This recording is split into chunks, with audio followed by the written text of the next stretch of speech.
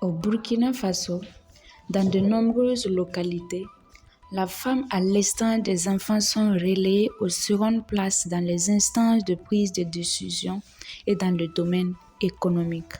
Soldats de rang, pour emprunter les termes de l'armée, cette couche de la société est souvent victime des maux de tout genre, en grande partie en milieu rural. Violence conjugale, mariage forcé et précoce, le lévirat, l'excision, abus sexuels, des viols, telles sont entre autres les formes de violence que les femmes traversent au quotidien dans ces localités. Cette situation prend une autre tournure avec la dynamique actuelle de notre pays. En effet, dans une situation d'urgence comme la nôtre, ces violences se multiplient de jour au jour. Pourtant, en matière de promotion de l'industrie du développement humain, il faut travailler à réduire les inégalités.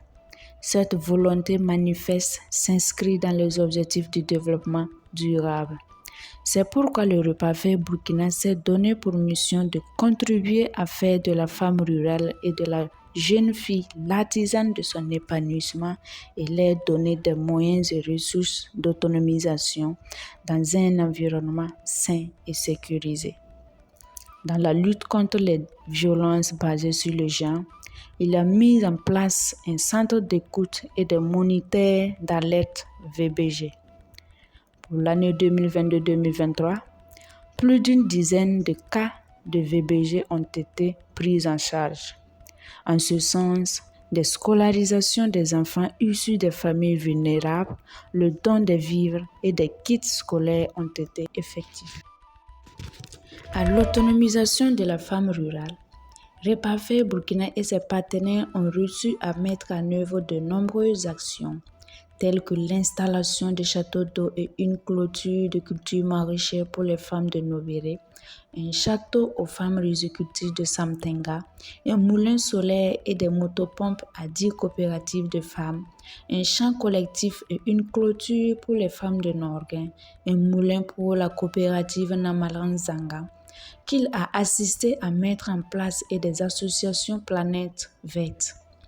Ces femmes ont reçu des formations variées à la transformation des produits agro-silvopastoraux, aux risques agricoles, en techniques de marketing et en gestion financière, toutes dans la région du centre-sud, de l'Est et du plateau central.